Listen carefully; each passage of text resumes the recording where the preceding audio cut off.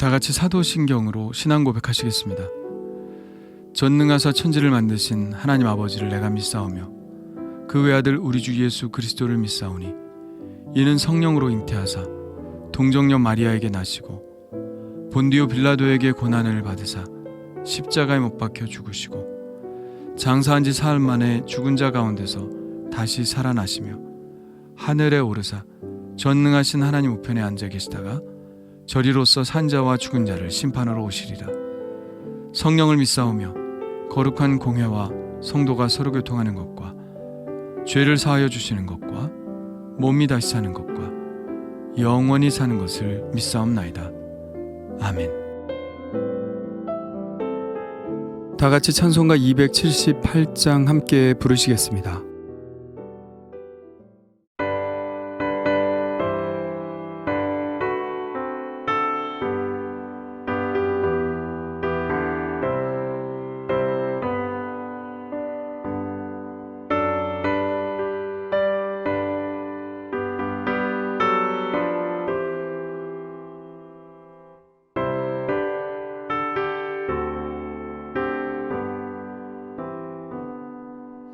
요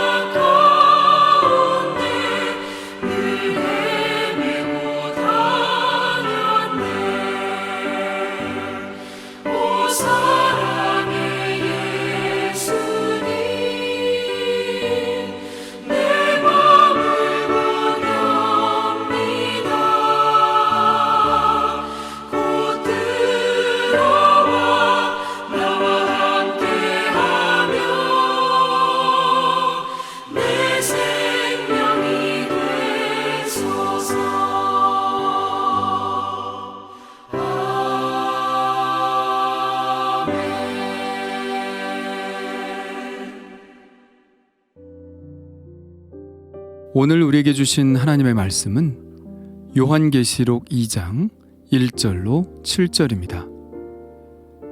다 같이 한 목소리로 읽겠습니다. 에베소 교회 사자에게 편지하라.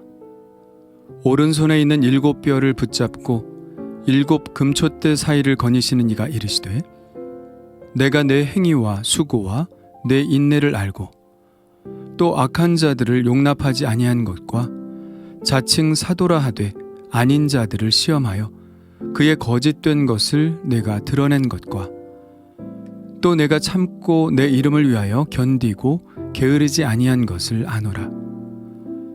그러나 너를 책망할 것이 있나니 너의 처음 사랑을 버렸느니라. 그러므로 어디서 떨어졌는지를 생각하고 회개하여 처음 행위를 가지라. 만일 그리하지 아니하고 회개하지 아니하면 내가 네게 가서 내 촛대를 그 자리에서 옮기리라. 오직 내게 이것이 있으니 내가 니골라당의 행위를 미워하는도다. 나도 이것을 미워하노라. 귀 있는 자는 성령이 교회들에게 하시는 말씀을 들을지어다. 이기는 그에게는 내가 하나님의 낙원에 있는 생명나무의 열매를 주어 먹게 하리라. 아멘.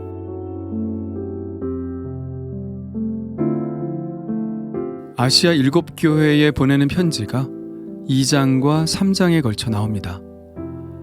각 편지의 구조는 되게 비슷한데 제일 먼저 교회의 주소가 나오고 주소에 이어 예수님이 스스로를 소개합니다. 정말 그런지 1절을 한번 볼까요? 에베소 교회의 사자에게 편지하라.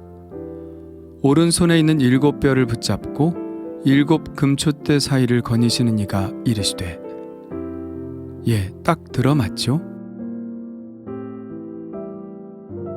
그 다음에는 교회를 향한 칭찬의 말, 그리고 이어 책망의 말이 나오는데 칭찬이 없는 교회도 있고 책망이 없는 교회도 있습니다. 오늘 에베소 교회를 향한 편지에는 칭찬과 책망 두 가지가 다 들어있죠.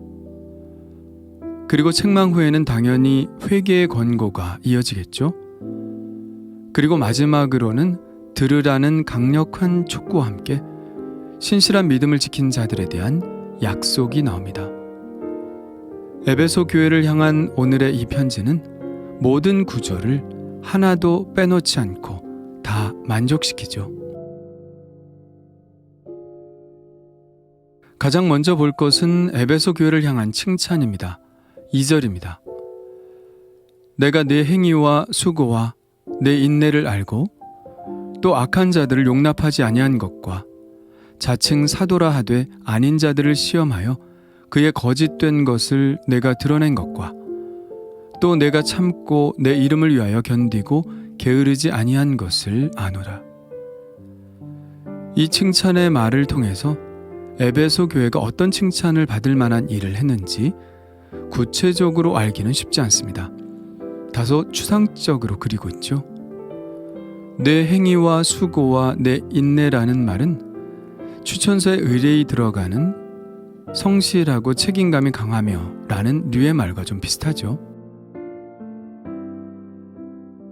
그러나 내 행위라는 말이 어떤 행위를 말하는지는 오늘 본문에서 발견할 수 있을 것 같습니다. 4절과 5절은 에베소 교회를 책망하는 말인데요. 거기에는 이렇게 되어 있죠. 그러나 너를 책망할 것이 있나니 너의 처음 사랑을 버렸느니라. 그러므로 어디서 떨어졌는지를 생각하고 회개하여 처음 행위를 가지라.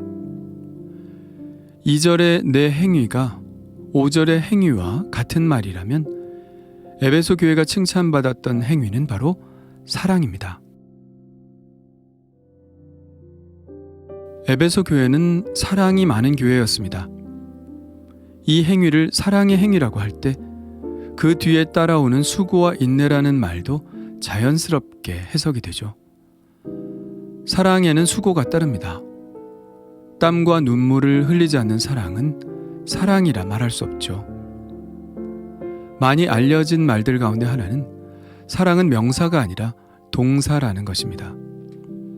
아직 실행되지 않은 사랑은 사랑이라고 할 수 없죠. 그러므로 사랑에는 반드시 수고가 따르고 그 수고는 인내를 장착해야 합니다. 탕자를 기다리는 아버지의 인내가 바로 사랑이죠. 7번에 70번이라도 용서하는 인내가 바로 사랑입니다. 에베소 교회는 그렇게 뜨겁게 사랑하는 교회였습니다. 주님은 사랑의 행위를 기뻐하시죠. 그렇기 때문에 에베소 교회는 주님의 칭찬을 받아야 마땅한 교회입니다. 두 번째 칭찬은 그들의 분별력과 단호함에 대한 것인데요. 에베소 교회는 악한 자를 용납하지 않았습니다. 이 악한 자가 어떤 종류의 악한 자들을 이야기하는 것일까요? 그 다음에 나오는 자칭 사도라 하되 실제는 아닌 자들을 말하는 것일까요? 그럴 수도 있겠지만 여기서는 분리해서 생각하는 것이 좋을 듯합니다. 악한 자를 용납하지 않는 것. 이것은 바울이 일찍이 이것에 관해 고린도전서에서 제시한 원칙이 있었죠. 그는 음행하는 이들에 대해서 이렇게 말합니다. 적은 누룩이 온 덩어리에 퍼지는 것을 알지 못하느냐?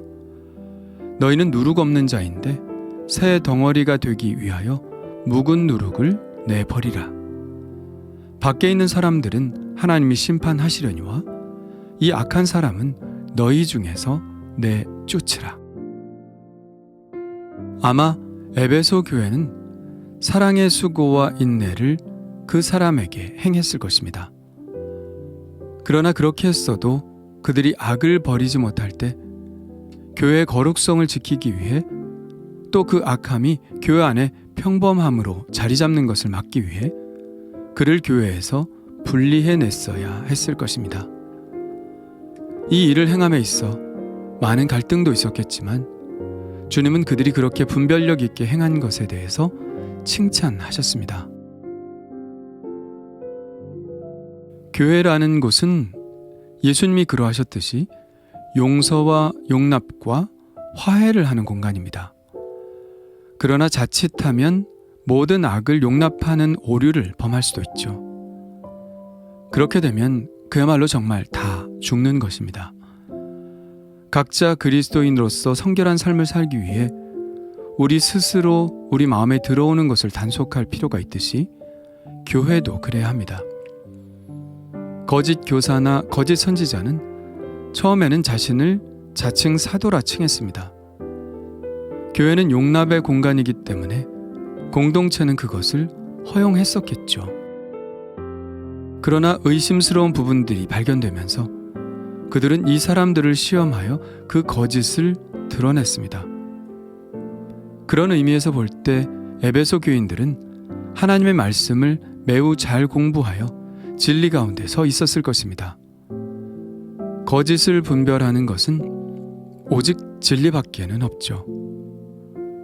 위조 지폐를 감별하는 감별사들은 위조 지폐를 가지고 훈련하는 것이 아니라 진짜 지폐를 가지고 감각 훈련을 한다고 하죠. 진리에 바로 서 있을 때 거짓은 쉽게 분별되게 되어 있으니까요. 6절에 이와 관련하여 칭찬 하나가 더 붙어 있습니다. 오직 내게 이것이 있으니 내가 니골라 당의 행위를 미워하는도다.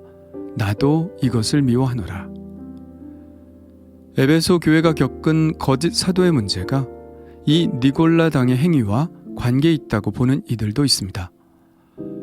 니골라 당은 사도행전에 나오는 7집사 중 한 사람인 니골라와 관계 있다고 여겨집니다.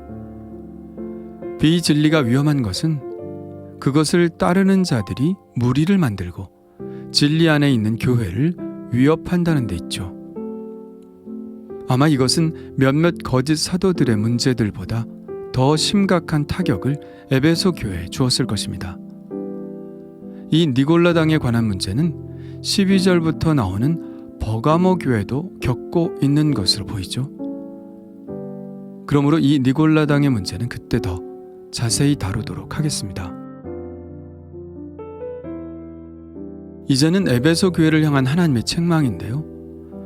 4절에 매우 간단하고도 단호하게 이렇게 말씀하십니다.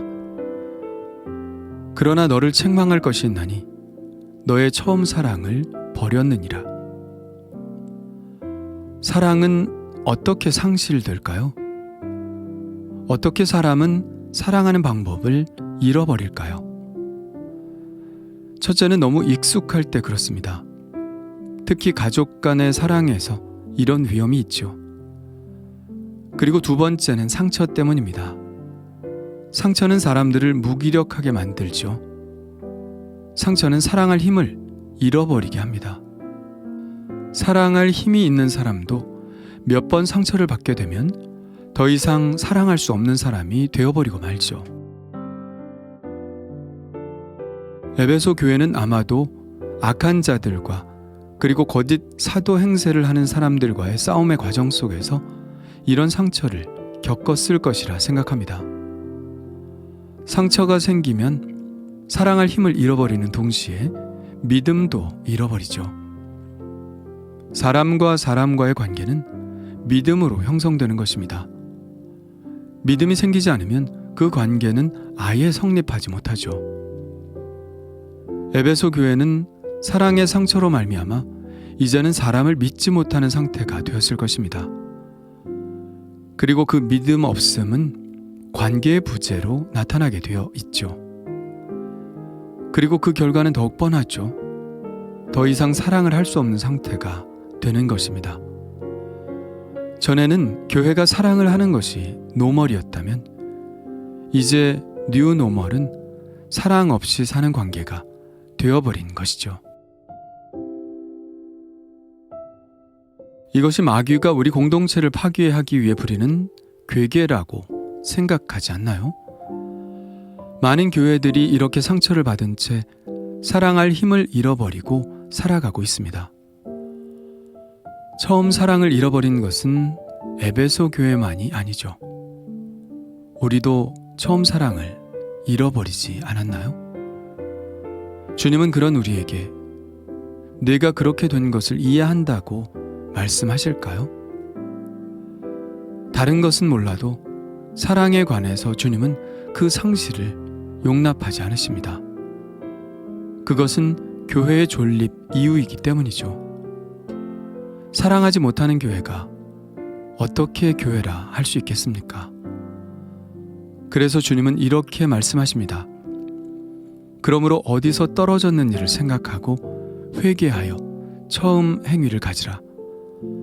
만일 그리하지 아니하고 회개하지 아니하면 내가 네게 가서 내 촛대를 그 자리에서 옮기리라. 예, 주님은 용납하지 않으시죠.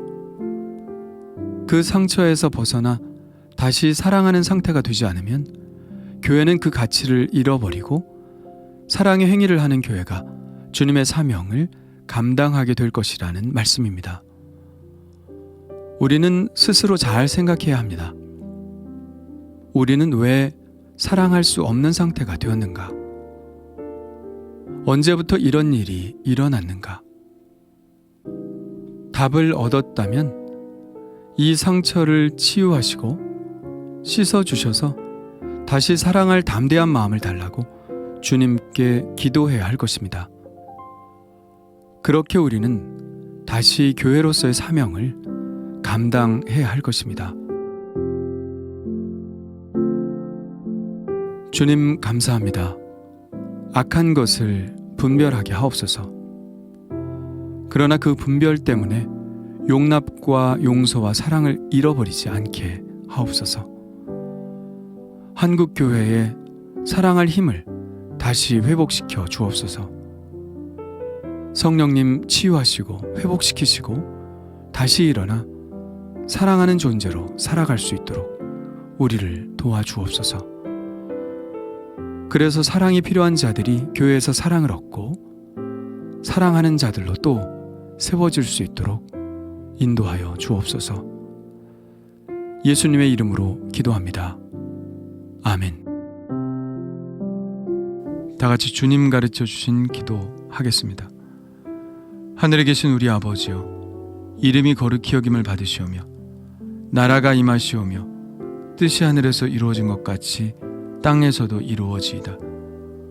오늘 우리에게 일용할 양식을 주시옵고 우리가 우리에게 죄 지은 자를 사하여 준 것 같이 우리 죄를 사하여 주시옵고 우리를 시험에 들게 하지 마시옵고 다만 악에서 구하시옵소서. 나라와 권세 영광이 아버지께 영원히 있사옵나이다. 아멘. 우리 이제 각자 하나님께 기도하는 시간을 갖겠습니다.